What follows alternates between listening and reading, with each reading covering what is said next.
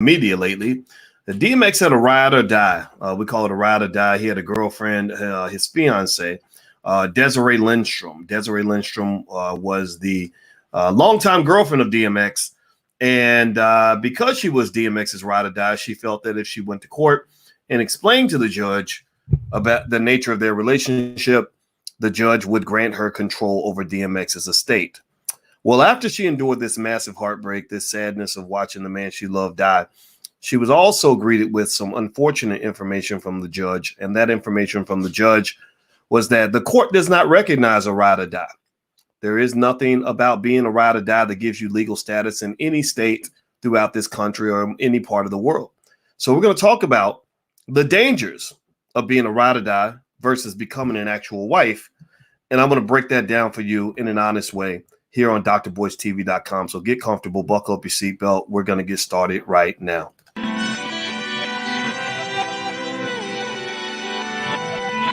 Here we are, clan the isms, cataclysm, great. Our people out here struggling, trying to make it in this state.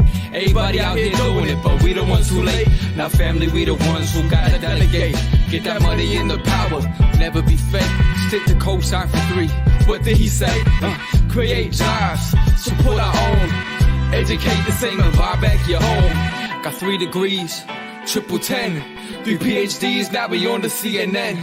DBTV, let's talk about negligence. Ignorance is bliss, but we can turn it to intelligence. Believe none of what you hear, half of what you see. Let's break it down here on Dr. Boyce TV. Here we are. Hey, what's going on, guys? Welcome to drboycetv.com, the home for intelligent Black people. This is a place where we talk about all kinds of issues. We talk about things going on in the Black community. I talk about economics, but really, actually, everything stems from economics. Economics is kind of the driver of everything.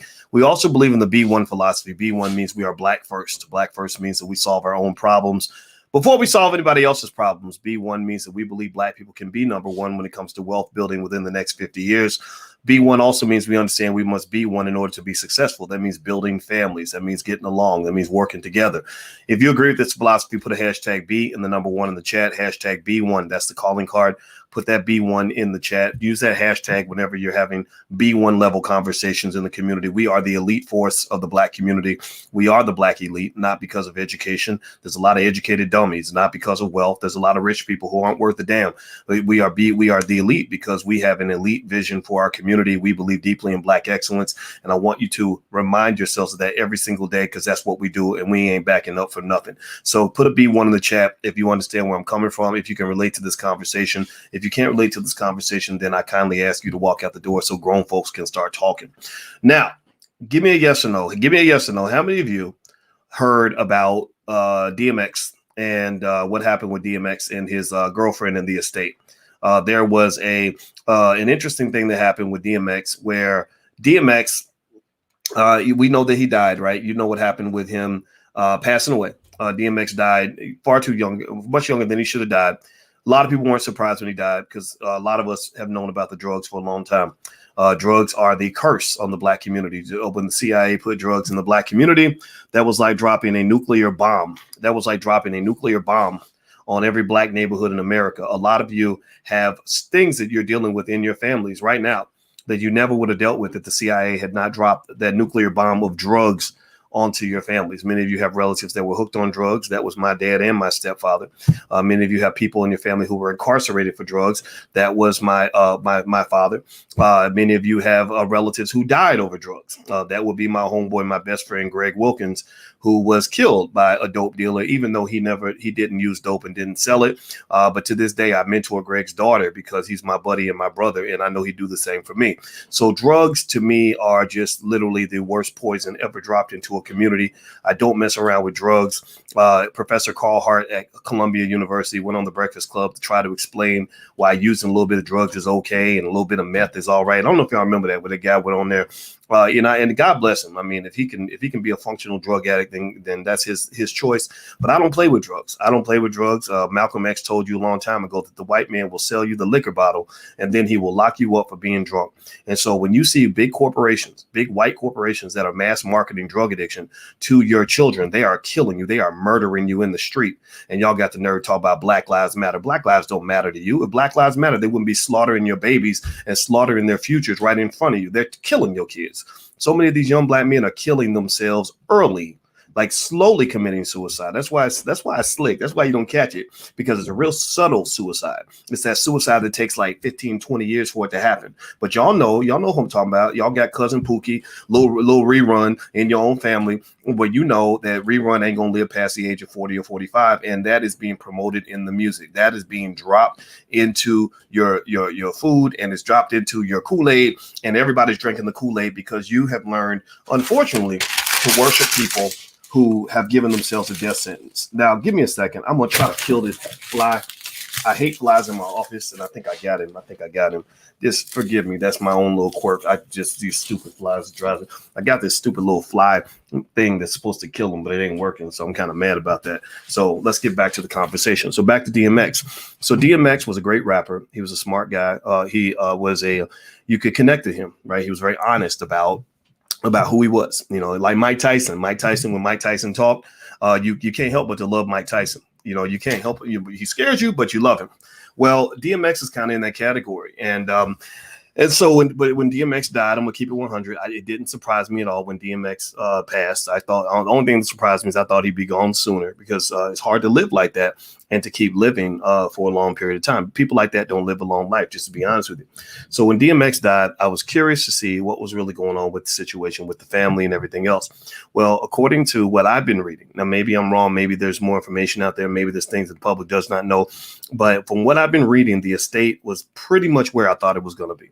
It's kind of a little bit all over the place, a little bit of a mess, and this is something we got to think about. This is a cultural phenomenon that we deal with. We have the mass promotion of irresponsible culture amongst many of our people, particularly among our men. Now, the women, y'all got, don't get me wrong, the women ain't perfect, but among the men, there is this celebration, this glorification of irresponsible behavior, where if a man does decide to be responsible, if a man does decide little things like, hey, maybe loving a black woman ain't such a bad thing, there are people that will resist that, right? And so what I would say to you at the end of the day is, when you look at DMX's situation, you look at what happened with his girlfriend, Desiree, pay attention now. I'm going to break this down for you. These are real facts. This is real information. This is real life right now I'm about to break down for you. And actually, do me a favor. If you could take 1 second, please take 1 second and hit the thumbs up button. And Jack Ski literally just said, "Flies lives matter." That's so funny. Well, they don't matter up in here, because that fly, I hope he had a estate plan, because I just squashed his butt, because we're going to have his funeral next week. So I hope his family can put up a GoFundMe and raise the money, because that fly is gone. I ain't hearing no buzzing up in here no more. All right. So anyway, do me a favor, if you could, please hit the thumbs up button, hit the thumbs up, share, subscribe button. We're building black owned media, but we're building intelligent black media, B1 media. Also, if you want to get a free copy of my book, It Takes a Village to Raise the Bar, you can get a free copy of my book by going to allblackeconomics.com. So sign up to allblackeconomics.com. Also, we're actually starting a mastermind for those who want to buy black owned hotels. Now, this is more premium. This is harder to do, meaning that you have to have some capital to invest. But we do have an investment group of experts that have inside scoop private equity deals that they're pursuing right now as a collective to buy hotels. So I'm going to join. I'm going to buy some, I will be a hotel owner within the next year. And if you want to join us, you can actually go to just sign up at allblackeconomics.com. I'll send you emails to let you know if you'd like to take a look. But again, this is not a typical program. This is something where you have to have a little bit of money to get in. So there's other stuff that doesn't cost as much. So feel free to take a look at that too. All right. So with that said, here's the deal. All right. So when you talk about Desiree, God bless her. God bless Desiree Lindstrom. I can only imagine. The roller coaster ride of of dating DMX, having a child with DMX. I'm not here to judge that. I'm not here to talk about any of that. You guys have heard me talk about things that relate to investing in people, investing in your life in terms of what kinds of people you allow into your life, who you choose to sleep with. That's an investment, because if that person becomes the parent of your child, it can become a big mess if that person is not ready to be a parent. I don't know what kind of father DMX was exactly. I don't dare to speculate on that. All I know is that the brother had about 15 kids. And also, I know that I did see the Ayanna Van Zandt episode where his son did not seem to be happy with him. We all know, let's just keep it 100. We all know that there's a lot of stuff that happens in our community where you see that father who was living that fast life, right? Who was living on the edge, doing whatever. And the children have no respect for the man. The children look at him like, who the hell are you? My daddy's supposed to be there for me every day. My daddy's supposed to, come see me when I'm sick in the hospital. My daddy's supposed to drop me off at school. My daddy's supposed to give me advice. But you weren't there to do any of that. And I can understand that because I had that same issue. When my father died, his name was Boyce, just like me. I had not one drop of emotion. I had no reaction. It was more like, wow, really? Whoa. But it wasn't like, oh man, my dad's going da da da. Now when I explain, when I talk about my other father that raised me, some of y'all might call him a stepfather, but he wasn't a step. We don't do step in our family. Like with my children in the house, I'm not their stepfather. I'm their dad. Well, when my other father dies, I am going to spend 2 weeks preparing his eulogy, or a week, or however much time I have. When my real father dies, not the sperm donor, the real father, when he dies, I'm going to give the best speech I've ever given. When he dies, I'm going to make sure every single thing is taken care of at the highest level because I have complete honor for that man. And for those men who kind of want to understand what this is about the fact that you want to leave a legacy that breeds honor and respect and dignity from the people who needed you. What you invest in, who you invest in during life is going to play a huge part in how they view you in death. And one of the things you don't want to have a funeral where everybody's whispering about you and, well, you didn't have no money, or little kids are showing up, some grown up is showing up, where some 40-year-old is showing up talking about, yeah, that's my daddy, and they never claim me, and their child's all traumatized and everything or whatever. You don't want that, right? And so I'm going to say this conversation that I'm going to proceed with on DMX and Desiree, this is not a conversation for people that don't want to break generational curses. If you want to keep your generational curse, then keep your generational curse. God bless you. I hope you continue to destroy your loved ones for as long as you feel up to it. This is not good for people. This is not a good conversation for those who want to stay broke. If you want your children to be as broke as you were as a child, then, continue to do what you're going to do. Just ignore me. Turn the computer off right now. You could probably go watch BET or something. And I'm sure they've got plenty of ridiculous content that you can absorb that's going to continue with your brainwashing process. This is not for people that want to be real niggas and whatever. Like I never want to be a nigga. I want to be a man. All right. So if that's what you want to be, if you want to be a nigga for life or whatever, then go do it. Go do that. This is not a conversation for men who hate black women. Like if you think black women are worthless and a piece of crap, maybe you can go sleep with a man or something. Maybe that would be better for you. I don't know. If you hate black women, you may want to get therapy because it probably means you hate your mother. But that's okay. If you're in that category, then that's fine. But this is not a conversation for you. This is also not a conversation for the women who are convinced that you don't need no man.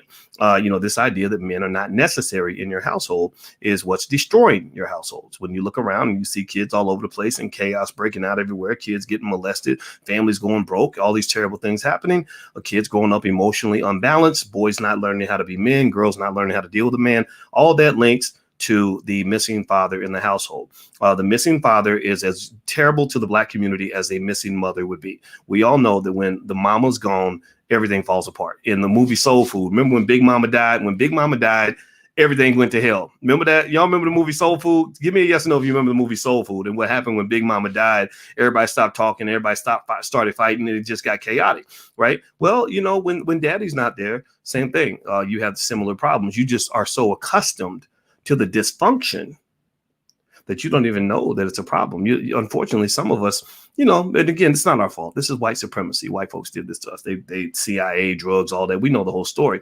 A lot of it is like it's like you were born like the kid you're like the kid who was born with one arm.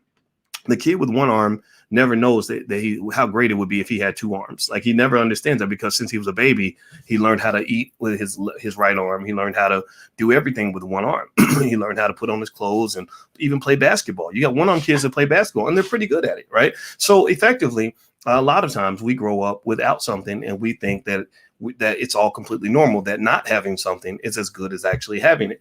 And so you are survivors. Black people are survivors. We know how to survive in the middle of chaos.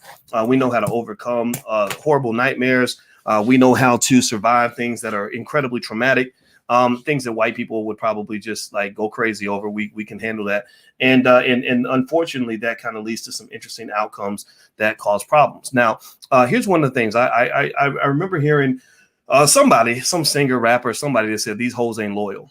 And I hear that a lot, right? Like when I married my wife, who I'm very proud of. She's a beautiful and intelligent Black woman, and I'm so proud of her. And I love to just reflect on how lucky I am to be married to this woman. I remember seeing some guys, kind of do, they do a little content. They were kind of poking at me or whatever, and that's fine. I don't care. I'm just glad to be next to that woman. I think she's amazing. And and I heard a guy say something like, "Well, these hoes ain't loyal. These hoes ain't loyal. Why are you gonna marry these hoes? These hoes ain't loyal." Well, I said, well, no, actually, you're probably right. Hoes are not loyal. Hoes are not. No, hoes are not. Don't trust. No, don't trust it. Don't trust them hoes. Hoes are not loyal. But real women are very loyal. Like real women, quality women are loyal as shit. So that's why I didn't marry a hoe. I didn't want to marry. I didn't say, hey, I'm Dr. Boyce Watkins and I'm looking for a wife. And can all the hoes sign? The hoes need not apply. I did not put out a job application for hoes to sign up to be my spouse. I wanted a quality woman. So I don't disagree with you. Maybe hoes are not loyal. Hoes are not loyal. Niggas ain't loyal. Right, we know that, right? And we got a lot of nigga hole matchmaking going on, where people either, you got the woman who's doing all right, got her stuff together, but she want to look for a real nigga. Or you ever heard people say a corporate thug? I want a guy who can wear a 3-piece suit, but he still might beat me on the weekends. He might whoop my ass if I get out of line. And might talk about it, but I think that's sexy because you're messed up in the head, right? You're looking for that man who might cock back like he gonna slap the hell out of you. But oh, girl, it got me so excited. He's such a real man, right? So you got a lot of dysfunction happening. You have a lot of dysfunction that is almost comical, and the comedy shows in the outcomes of the relationships. Don't trust me. Don't believe me. Go look at the data. Just go look and see how many kids are like, damn, mama, y'all couldn't even stay together long enough for me to have my first birthday party. Like little kids like, damn, like what the hell, man? Like I didn't even have a daddy for more than like 6 weeks. Y'all were together for a semester and that's it. Like I had a daddy for a semester. Now I got to figure this whole thing out. And it's terrible. It's absolutely crazy. So I agree. If you're a quality woman, don't go chasing the niggas. Like that's not, no. And if you're a quality man, do what you want with the hoes, but don't marry them. Don't lock yourself up with them. And really, I'm not even. I don't know. I don't let hoes into my ecosystem. I that's never been my journey and my story. I like quality women, and it sounds to me like Desiree. I don't know Desiree Lindstrom, DMX's longtime fiance, the one who applied in court to become his common law wife. But it sounds to me like she probably is a real strong, loyal woman. I mean, let's just think about it. How loyal and how strong do you got to be with DMX for like a decade or something? They were together a real long time. I mean, like right next to. That's the person you pray for. I don't know. Let me ask, ladies, how many of you think you could have dated DMX for like if you had to date DMX for 5 years? Let's say you had to date him for 5 years in exchange for $5 million. So you get $1 million a year to be DMX's girlfriend. That means y'all sleeping together. He's in your house. You're in a relationship. And that's a big exchange. How many of you, give me a yes or no, how many of y'all would take that deal? You'd be DMX's girlfriend for 5 years, and at the end of the 5 years, you get $5 million. $5 million, right? That's a lot of money. That's a lot of money. You wouldn't do it for $5 million? Come on, Erica. Come on, Karen. Really? Monique? No, I'm seeing a lot of no's. I'm not seeing any yeses. Right now, I'm not dissing DMX. I'm just saying DMX was probably not the easiest man to love. It's hard to work through a crack addiction. I'm not judging, but it is. Y'all know what it is, right? And so $5 million, that's crazy, right? Now, what's unfortunate is poor Desiree didn't even get the $5 million. Right. A lot of times we think that because somebody's a rapper and they sold a lot of money, or they sold a lot of records and they made a lot of money, that means they're going to have a lot of money. Making a lot of money does not mean you're going to have a lot of money, because in order to have a lot of money, you got to keep a lot of your money. Crack isn't exactly a quality savings vehicle. Crack people who have problems with heavy drugs like that aren't typically the best investors. They're not typically the best long-term planners, right? So Desiree, bless her heart, poor thing, stuck by this man for many years. You know, and a lot of y'all women, I know it, some of y'all men too, men, we've all gone through it, right? Where you gave all your loyalty to the wrong person, to the wrong situation. So for whatever reason, she chose to be loyal to this man. So then suddenly he dies, right? Now, I'm sure if she mentioned to him maybe a year before, like, hey, in case you die, can you make sure that me and your son will be good? He probably would have said, no, don't worry about it. I'll get around to it, right? You know, and that's what we do, right? We don't believe we're going to die. Everybody believes they're going to live forever, even though Black people die more than anyone else, right? Again, which is yet another area where we might want to take a moment and just understand how illogical that is. How much sense does it make that you live in the community where people die the most, but you also live in the community where people think they're going to die the least? Nobody plans for the future. Nobody plans for death. I'm going to say nobody, but a lot of us don't, because we really think we're going to live forever. So DMX, in the middle of whatever chaos might have existed in his life, didn't seem to feel that there was a sense of urgency to make sure that Desiree was protected. So once DMX is gone, Desiree goes to the court and applies to her, and along with DMX's, according to EUR Web, they said 15 kids. I saw somebody else that said 17 kids. 15, 17, tomato. I'm not going, that's the topic of today, is not the number of kids DMX had, because we're not going to get into all that, right? You know, in case you want to know, that is a wealth killer. Like, having lots of kids with lots of women will murder your wealth like crazy, right? So just keep that in mind. But let's put that to the side for now. So, but Desiree shows up to court along with DMX's 15 kids, looking to be the head of his estate. She wants to control the estate and to dole out the money and everything else. Well, and what is her argument? Well, her attorney's argument is, look, you know, this woman has been a ride or die. She stood by her man for all these years. She's been as loyal as they come. There's plenty of records on plenty of documentation of people that know that that was his main chick, right? And so that is the same as a wife. That she should get the same treatment that she would get if she was DMX's spouse. Well, the judge said, basically, I'm sorry, but being a ride or die is not recognized in the court of law. The fact that you were DMX's main chick is not the same as being his spouse. I know you went through hell. You stood by this man, but legally, according to the law, you have the same number of legal rights to his estate as somebody who just walked in off the street. Now, you tell me, would that piss you off? Would that or would that not? Give me a yes or no. Would that piss you off when you done dealt with all the chaos and stood by this man through all kinds of ups and downs he went through, was right next to his deathbed as he breathed his last breath, but yet the state literally acts like your whole relationship did not exist? Yes, I know that would piss me off, male or female. If they did that, if Alicia and I were together and something happened, God forbid, to her, I'd be very upset if I did not get acknowledged as her significant other. So this is my point I want to get to. And do me a favor, hit the thumbs up button. Take 1 second. Please hit that thumbs up button if you haven't done it yet. Also, every Wednesday night at 8:30, we do our book club. We have a book club where we're covering Black Labor, White Wealth by Dr. Claude Anderson, which makes the case for reparations and goes through Black economic history in a detailed, fine-tooth comb. And we're covering that book. We're covering that book every Wednesday night at 8:30. So if you'd like to join the book club, it's totally free. Go to blackkeystogreatness.com. That's blackkeystogreatness.com. The URL is right there on the screen. It costs you nothing. Here's the point that I'm getting at. You have a lot of people out here, and I saw a brother that mentioned this on Facebook. I got to get his name. I like the point he made as well. I thought it was a great point. There are people who will tell you that marriage is just a piece of paper. That, look, I don't need no piece of paper to tell me to prove that I love you, you know, whatever, right?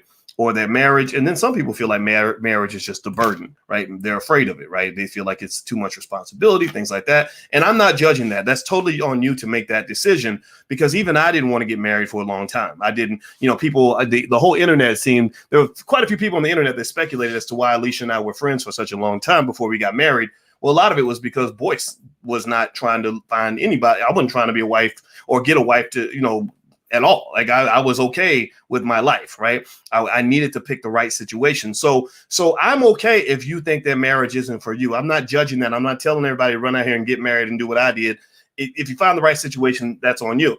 But here's what I want to say to you, though.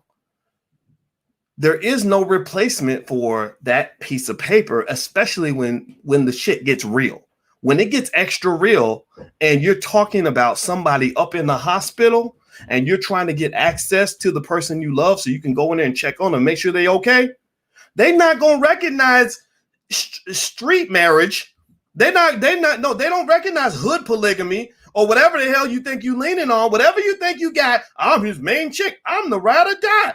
He told me he's going to be there for me. They don't, they're not going to recognize that. They're going to be like, but are you his wife or are you not? And if the answer is no, they're going to be like, okay, sit over there. You know, we know these hoes ain't loyal, so you must be one of the hoes. So just sit over there. That's okay. Just sit over there. Right. And then when it's time for him to go to heaven and it's time to plan the estate and you're trying to figure out, remember, mind you, you're living with this man, let's say, and you got kids to feed and he's been feeding the kids and now he's gone and you have no access to his bank account. And you go down to the bank and you say, hey, Bank of America, I need to get into my boyfriend's account because we need money to pay the utilities this month and he just died and my heart is broken and I'm devastated, but I need to get access to the money right now by Tuesday or they're gonna evict us or cut off the lights. They're gonna be like, yo, what? But my boyfriend, that was, you know, I was his ride or die. I was his main chick. They're gonna be like, what? Like we don't speak that language. No, you can't get into his bank account. You could be anybody. There's nothing legally that proves that you're any different from one of his girlfriends, one of the chicks that he happens to know. Right? So when Desiree went to court and tried to get control of DMX's estate, I personally feel that she deserved control over all of that. I mean, what are you gonna do? Give control to one of the 15 kids? No, you don't give it to a kid. You know, you give it to his woman, the person that's been standing next to him all those years. Lord knows she deserves reparations for what she probably went through in that relationship. I bet that was a hard relationship. And that's why DMX loved her so much, because he's like, man, most women won't tolerate me that long, but this woman stood by me, right? So she deserves all of that. She deserves every bit of that. But I'm going to just go ahead and challenge some conventional thinking a little bit and say that maybe in order to protect yourself, male or female, maybe you should get some things in writing. Maybe a little bit of documentation is necessary for you to protect the massive investment that you've made into that person, into that relationship. Marriage, you know, I'm going to tell you, the way I look at marriage is I'm the same way. I don't need a piece of paper to show that I love Alicia. I take a bullet for it. And for the kids. I love the damn kids. I did, you know, they're my kids. I take, when I go into a space, she calls me the juggernaut. Because when I go into a place, I just kind of take it on. I'm like, Daddy got this. I got all of this. Right. And when we go out to eat, I pay for everything. It's something, some masculine. It's something I've always had in me since I saw my dad do that. Right. So I've got her. I had her before we got married. But the legality, the legal documentation is proof to the world that we've got each other in the event that one of us isn't there to validate whatever the other person is saying. So if something happens to her and I show up to the hospital as her husband, that is very different from me showing up as her boyfriend. And so I'm not telling you to get married or not to get married. I don't care about that. You can do what you want to do. That's your life. I'm just here to tell you that you have to process these things in order to make a decision on how you want to move forward. Now, let me see. Dream says, but it took you almost 3 decades. Yeah, well, we were friends for a very long time. I think it's great to marry your friend. Having a spouse that is also your friend, that's the little secret they don't tell you. You shouldn't marry a woman just because she got a big butt and a smile or whatever, or get with some guy just because he looks good and he says all the right things. Get with somebody that's your friend, because that's going to help you when you have those days where you piss each other off. When Alicia and I get on each other's nerves, we can lean on our friendship, and that makes us whole. And the rest of the time, we were living our lives. Neither one of us was sitting around lonely and whatever. She's a gorgeous woman. Men have always been attracted to her. I'm a famous man. Women have always been attracted to me. But what we decided was at the stage we were in life, that we realized that we deserve to be in a scenario where we are a little bit closer to each other. That's a risk. We took that risk.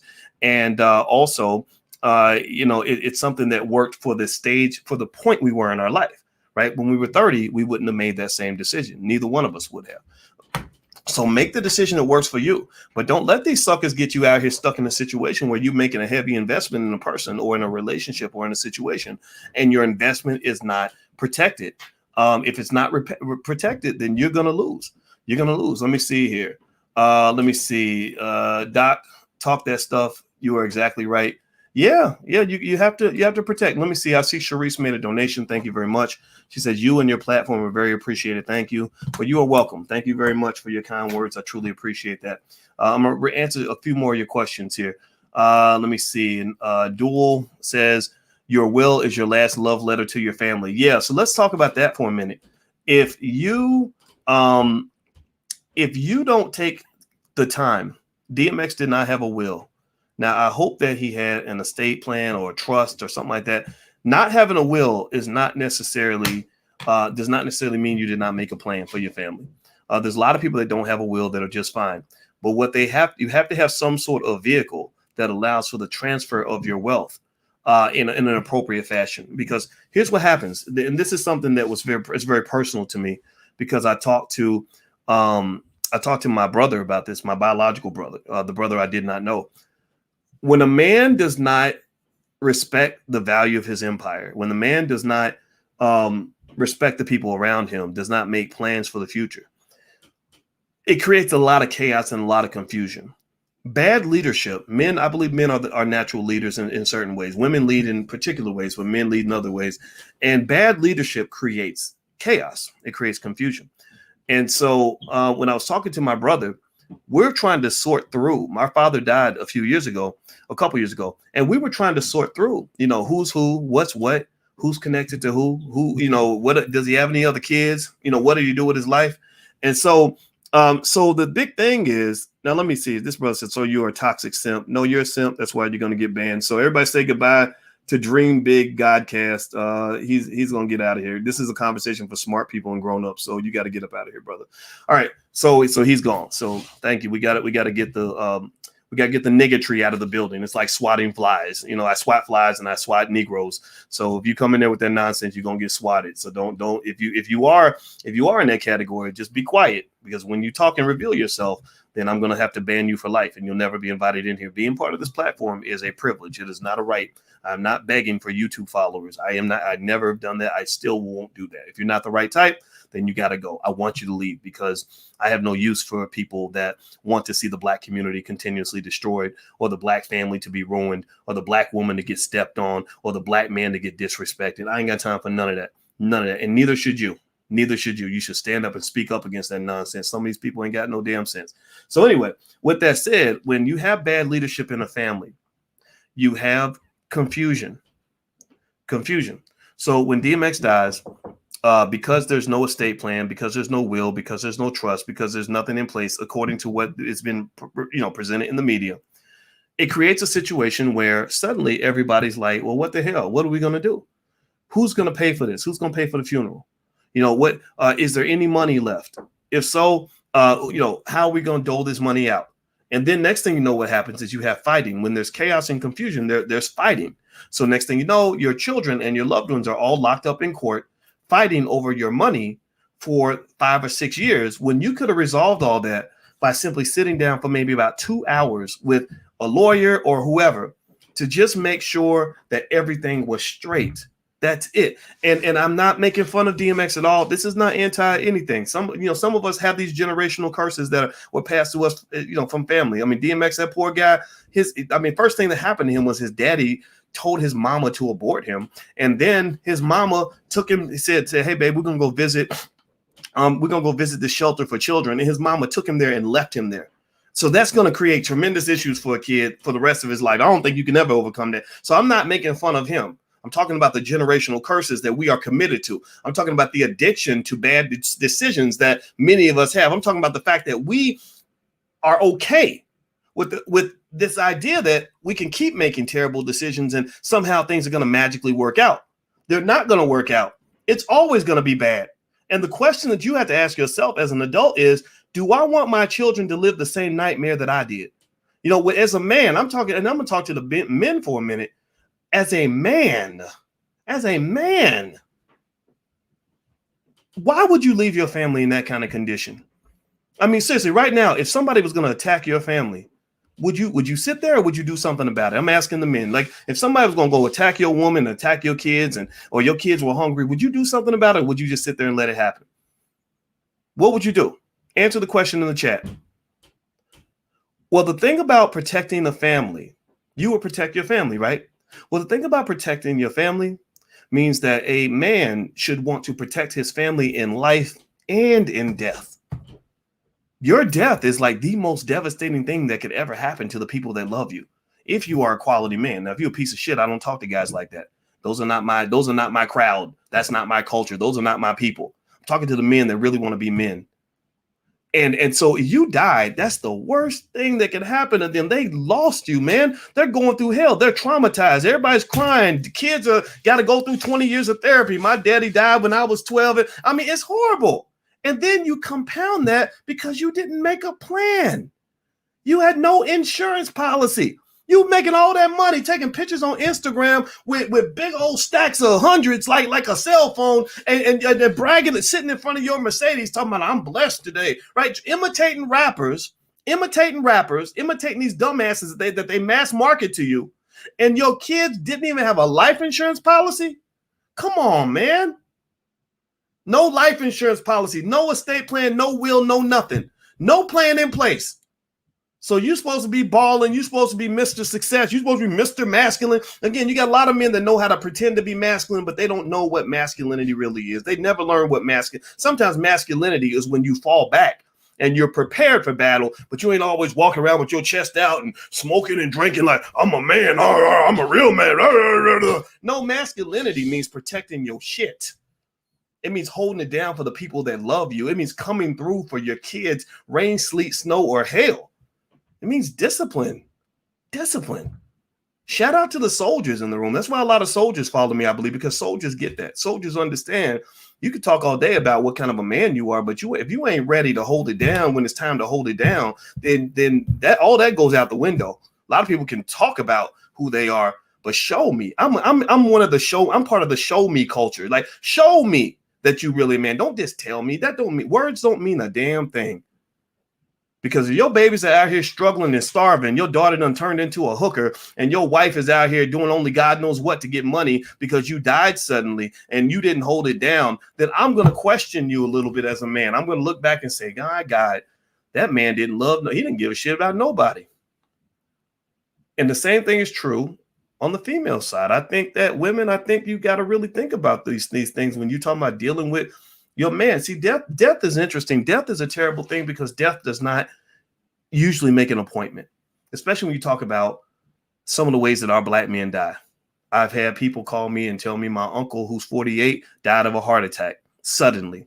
Thought he was going to have a busy week. Turned out that his funeral was happening that week. He did not know that. I've had people call me and tell me that so-and-so got shot yesterday. I got a call a couple of days ago from a young lady I mentored that told me that she had a boyfriend who was messing with dope, who tried to kill himself, shot himself in the face. Right.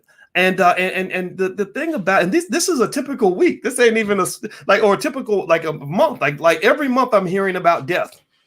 Death does not make an appointment typically. Death does not make an appointment. So the thing about it is that if you stay ready, you don't have to rush and try to get ready. If you are proactive, then you don't have to spend your whole life being reactive.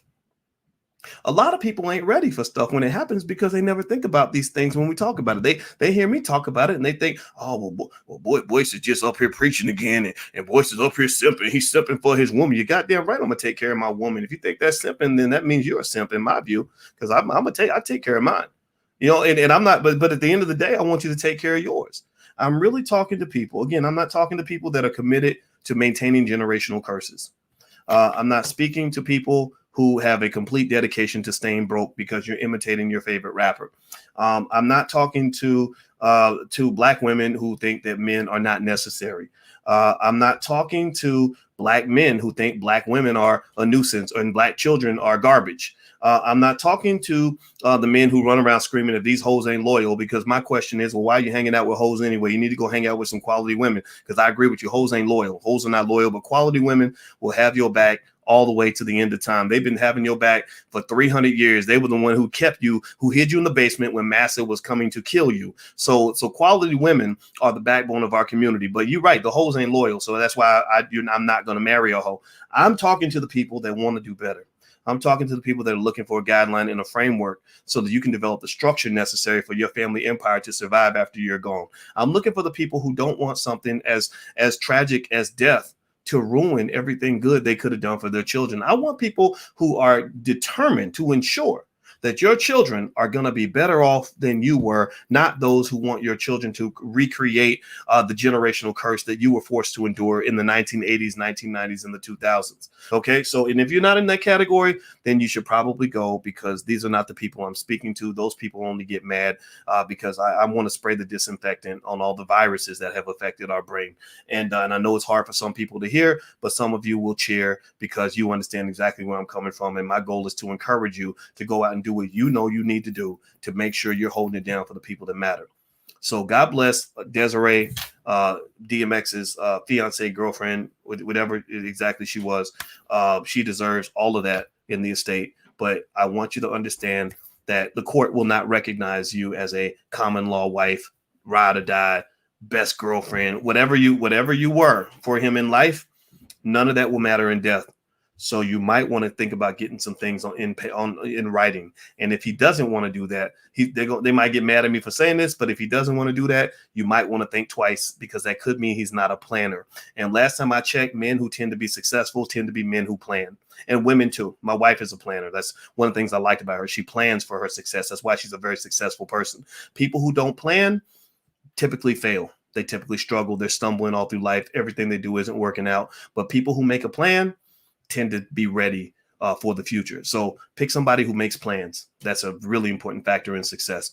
All right, guys. So please hit the thumbs up button, share, subscribe button. The book club meets Wednesday night at 8 o'clock or 8:30. You can go to blackkeystogreatness.com and sign up right now.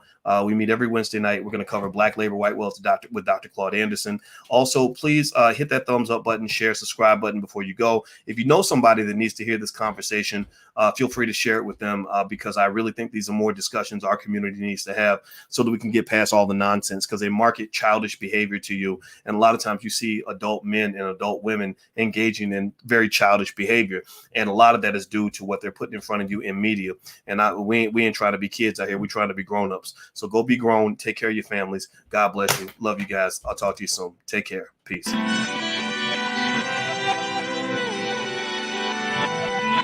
Here we are, clan the isms, cataclysm great. Our people out here struggling, trying to make it in this state. Everybody out here doing it, but we the ones too late. Now family, we the ones who gotta delegate. Get that money in the power, never be fake. Stick to cosign for 3. What did he say? Create jobs, support our own. Educate the same and buy back your home. Got 3 degrees, triple 10. 3 PhDs, now we on the CNN. DBTV, let's talk about negligence. Ignorance is bliss, but we can turn it to intelligence. Believe none of what you hear, half of what you see. Let's break it down here on Dr. Boyce TV. Here we are.